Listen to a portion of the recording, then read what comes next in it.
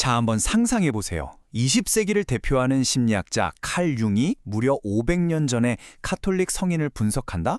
과연 여기서 뭘 발견할 수 있을까요? 이건 정말 완전히 다른 두 세계의 만남이잖아요. 오늘 바로 이 기묘하면서도 정말 지적인 탐험을 따라서 인간 정신의 가장 깊숙한 비밀로 한번 들어가 보겠습니다.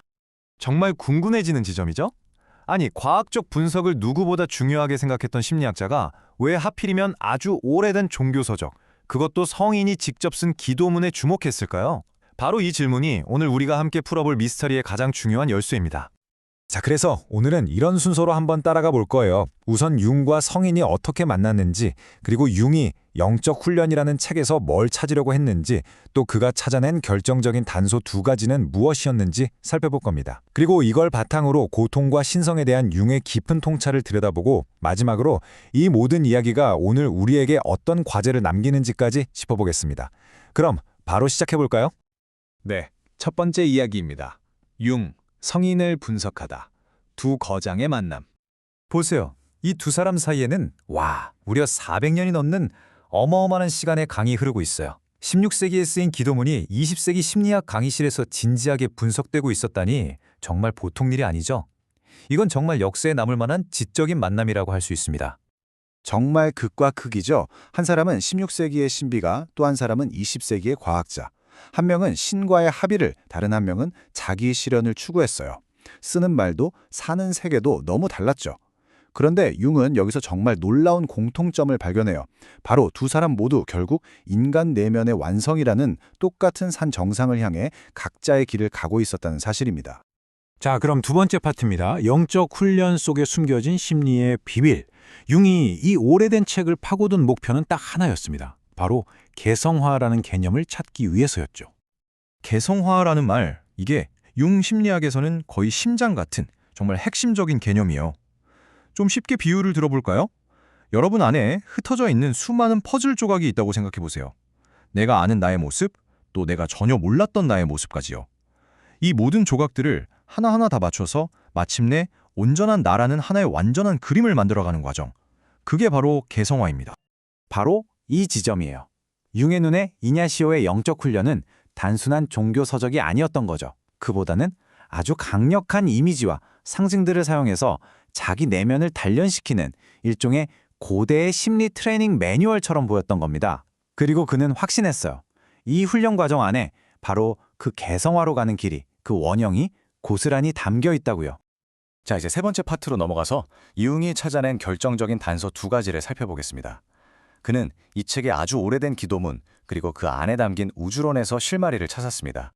그 두 가지는 바로 아니마 크리스티라는 이름의 기도문, 그리고 푼다멘툼이라고 불리는 부분인데요.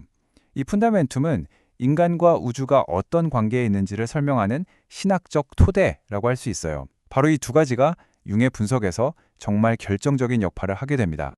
먼저 아니마 크리스티 기도문을 보죠. 융은 여기서 정말 놀라운 점을 발견하는데요. 바로 이 기도의 이중성입니다. 겉으로 보기엔 분명 신을 향한 기도인데 그 내용을 깊이 들여다보면 마치 자기 자신의 가장 깊은 영혼, 융의 용어로는 푸시케에게 말을 거는 것 같더라는 거죠. 그러니까 기도가 곧 내면과의 대화가 되는 거예요. 정말 놀라운 해석의 전환이죠. 그리고 두 번째 단서, 푼다멘툼. 여기서 이냐시오는 인간이라는 존재를 이렇게 설명합니다. 인간은 빛과 어둠, 선과 악 같은 거대한 우주적인 힘들이 서로 맞부딪히는 그야말로 전쟁터 한가운데 있다는 거예요. 우리 각자가 바로 그 거대한 갈등의 교차점이라는 거죠. 이 생각은 융의 심리학, 특히 의식과 무의식의 갈등이라는 개념과 정말 기가 막히게 맞아떨어지는 부분이었습니다. 이 뱀의 환상에 대한 해석에서 두 사람의 관점 차이가 정말 제대로 드러납니다. 이냐시오는 기도 중에 나타난 뱀을 외부에서 온 악마라고 생각했어요. 그래서 단호하게 거부해버렸죠. 이건 나쁜 거야, 없어져야 해. 이렇게요. 하지만 융의 생각은 완전히 달랐습니다. 융에게 그 뱀은 바깥에서 온 악마가 아니라 내 안의 깊은 무의식에서 올라온 원초적인 에너지의 상징이었어요. 그러니까 이건 없애야 할 적이 아니라 오히려 마주하고 이해해서 내 안으로 받아들여야 할 바로 자기 자신의 일부라는 거죠. 신학과 심리학의 관점이 이렇게나 다른 겁니다. 자, 이제 네 번째 파트입니다. 고통과 신성에 대한 통찰. 드디어 이 분석의 하이라이트, 융의 최종 결론에 다다랐습니다.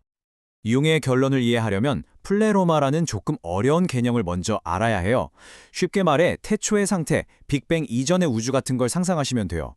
선과 악, 빛과 어둠, 그 어떤 것도 나뉘지 않고 모든 가능성이 그냥 하나로 뒤섞여 있는 원초적인 에너지 덩어리. 융은 이 근원적인 영역을 플레로마라고 불렀습니다. 그리고 바로 여기서 융의 최종 통찰이 나옵니다. 인간은 왜 고통받는가? 융의 대답은 이거였어요. 아까 푼다멘툼에서 봤듯이 인간은 온갖 대립하는 힘들이 충돌하는 바로 그 교차점, 다시 말해 십자가 위에 서 있는 존재이기 때문이라는 겁니다. 그리고 가장 중요한 건 이 다음이에요. 바로 그 고통스러운 십자가를 회피하지 않고 기꺼이 짊어지는 그 순간, 인간은 비로소 신의 창조 작업에 동참하게 된다는 거죠. 고통이 더 이상 의미 없는 벌이 아니라 신성으로 가는 문이 되는 정말 엄청난 발상의 전환입니다. 이제 마지막 파트입니다. 우리에게 남겨진 과제. 융의 분석은 여기서 끝나지 않고 우리에게 아주 중요한 질문 하나를 던집니다. 융의 진단은 이렇습니다. 개성화라는 이 중요한 과업은 사실 이미 기독교 같은 위대한 영적 전통 안에 씨앗처럼 심어져 있었다는 거예요. 그런데 안타깝게도 어느 순간부터 그 발전이 딱 멈춰버렸다는 거죠. 그럼 융의 처방은 뭘까요? 바로 죽은 자와의 언어를 다시 발전시켜야 한다는 겁니다.